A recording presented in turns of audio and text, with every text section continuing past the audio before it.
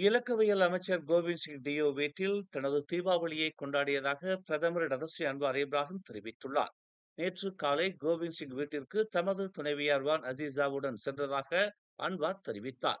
இந்த தீபாவளி சந்திப்பில் துணை பிரதமர் Dato Sri doctor Ahmad Zahid Hamidi, உள்துறை அமைச்சர் சைஃபுடின் நசித்தியோன் இஸ்மாயில், போக்குவரத்து துறை அமைச்சர் அந்தோனி லோக் என முக்கிய அமைச்சர்கள் பங்கேற்றனர். தீபாவளியை கொண்டாட இந்த ஆண்டு தமக்கு வாய்ப்பு உள்ளதால் இயன்ற வரையில் இந்த தீபாவளியை கொண்டாடவிருப்பதாக அன்வார் தெரிவித்தார். குடும்பத்துடன் தீபாவளியை கொண்டாட வேண்டிய முக்கியத்துவத்தை தாம் அறிந்திருப்பதாக துணை பிரதமர் ஜாகித் ஹமீடி தெரிவித்தார். இந்த தீபாவளியை கோவிந்த் சிங் குடும்பத்துடன் கொண்டாடியது உணர்வு பூர்வமாக உள்ளதாக போக்குவரத்து துறை அமைச்சர் அந்தோனி லோக் கூறினார். தீபாவளி திறந்தவெளி உபசரிப்பின் போது மஇகா துணைத் தலைவர் டதஸ்ரீ எம் சரவணனை சந்தித்த புகைப்படத்தை மசிச தலைவர் டதஸ்ரீ வி கசியம் நேற்று வெளியிட்டதன் மூலம் பொதுமக்களின் கவனத்தை ஈர்த்துள்ளார். பரிகாத்தான் தேசிய பொதுச் செயலாளர் டதஸ்ரீ முகமது அஸ்மின் அலியும் கொண்டாட்டத்தில் கலந்து கொள்ள வந்ததாக வி தனது முகநூல் பதிவில் தெரிவித்துள்ளார். பரிகாத்தான் தேசிய கூட்டணிக்கு ஆதரவாக மஇகாவும் மசிசாவும் பாரிசான் தேசிய கூட்டணியை விட்டு வெளியேறுவது குறித்து பரிசீலித்து வருவதாக வெளியான செய்திகளுக்கு மத்தியில் இந்த பதிவு வெளிவந்துள்ளது. இருப்பினும் தீபாவளி மற்றும் பிற பண்டிகை சந்தர்ப்பங்களில் சரவணன் அழைப்பிற்கு இணங்க செல்வது தனது வருடாந்திர பாரம்பரியத்தின் ஒரு பகுதி என்று வி தனது சமூக ஊடக பதிவில் தெளிவுபடுத்தியுள்ளார். தீபாவளி மற்றும் பிற பண்டிகை சந்தர்ப்பங்களில் ஒருவரை ஒருவர் சந்தித்து நமது பன்முக தன்மையை ஒன்றாக கொண்டாடும் பாரம்பரியத்தை தொடர்வது தனது வருடாந்திர நடைமுறையாகும் என்று அவர் பதிவிட்டுள்ளார். இந்நிலையில் சரவணனின் தீபாவளி திறந்தவெளி உபசரிப்புக்கு வருகை தந்த போது எடுக்கப்பட்ட ஒரு காணொளியை பெரிகாத்தான் தலைவர் தான் ஸ்ரீ முஹிதீன் யாசின் ஒரு தனி முகநூல் பதிவில் பகிர்ந்துள்ளார்.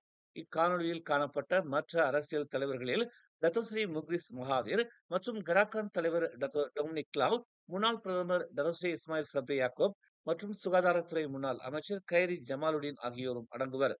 2 நாட்களுக்கு முன்பு லிட்டில் இந்தியா பிரிக் ஃபீல்ட்ஸில் ஒரு தங்க நகைக்கடை திறப்பு விழாவில் சரவணனுடன் அஸ்மின் அலி கலந்து கொண்டது அரசியலில் பேசு பொருளான நிலையில், தற்போது பெரிகாத்தான் தொடர்ந்து இந்த பக்கம் முகம் காட்டுவது மஇகா பெரிகாத்தான் உறவுக்கு பலம் சேர்ப்பதாக உள்ளதாக பலரும் கருத்து தெரிவித்து வருகின்றனர். பெரிகாத்தான் உடனான ஒத்துழைப்பை கட்சி ஆராயக்கூடும் என்ற பேச்சுக்கு மத்தியில் அண்மைய வாரங்களில் மஇகா பாரிசானிலிருந்து வெளியேறும் சாத்தியக்கூறுகள் குறித்த ஊகங்கள் தீவிரமடைந்துள்ளன. மஇகா மற்றும் மசிசா இரண்டும் தேசிய அரசியலில் தங்கள் தற்போதைய நிலைப்பாட்டில் அதிருப்தி காரணமாக பரிசானில் தங்கள் நிலைப்பாட்டை மறுபரிசீலனை செய்வதாக கூறப்படுகிறது. கம்போங் ரஹ்மத்தில் உள்ள ஜலான் கோல திரங்கானு கோத்தாபாருவின் கிலோமீட்டர் 61 திரங்கானுவின் சத்தியுவில் ஓர் உணவக சமையல்காரர் நேற்று தனது மோட்டார் சைக்கிளும் ஒரு எஸ்யூவி ரக வாகனமும் மோதியதில் உயிரிழந்தார். பினாங்கைச் சேர்ந்த 61 வயது லோ எங் கீத் என்ற அந்த நபர் சம்பவ இடத்திலேயே இறந்ததாக செத்தியு காவல்துறை தலைவர் ஜைன் மார் ட்ரிஸ் தெரிவித்தார். விபத்து குறித்து காவல்துறைக்கு காலை 11:37 மணிக்கு தெரிவிக்கப்பட்டதாக அவர் கூறினார்.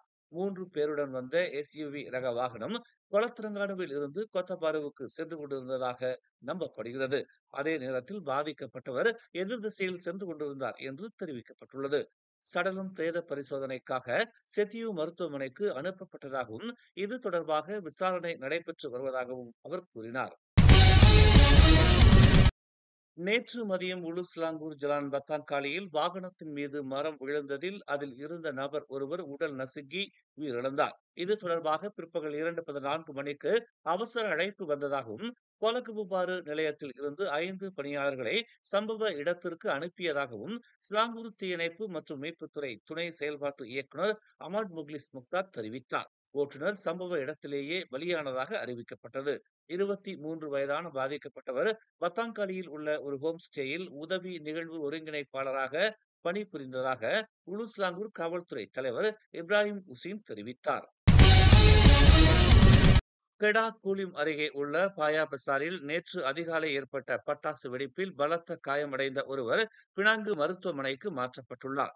மேலும் 5 பேர் கூலிம் மருத்துவமனையில் சிகிச்சை பெற்று வருகின்றனர். மொத்தம் 22 பேர் இந்த விபத்தில் பாதிக்கப்பட்டுள்ளதாக உள்துறை அமைச்சரின் சிறப்பு அதிகாரி சைஃபுல் அம்பர் அப்துல்லா அம்பர் கூறினார். இது தொடர்பாக விசாரணை நடைபெற்று வருவதாக அவர் தெரிவித்தார். மேலும் செய்திகளை தெரிந்து கொள்ள தமிழ் மலர் நாளிதழை பாருங்கள். உடனுக்குடன் செய்திகளை தெரிந்து கொள்ள தமிழ் மலர் இணையதளம், தமிழ் மலர் செயலி மற்றும் மலர் டிவி யூடியூப் சேனலை வலம் வாருங்கள். எங்களோடு இணைந்திருக்க மலர் டிவியை பதிவு செய்து கொள்ளுங்கள். உறவுகள் மகிழ்ந்திட விருப்பம் மற்றும் பகிர்வு சேவையை சொடுக்கிடுங்கள்.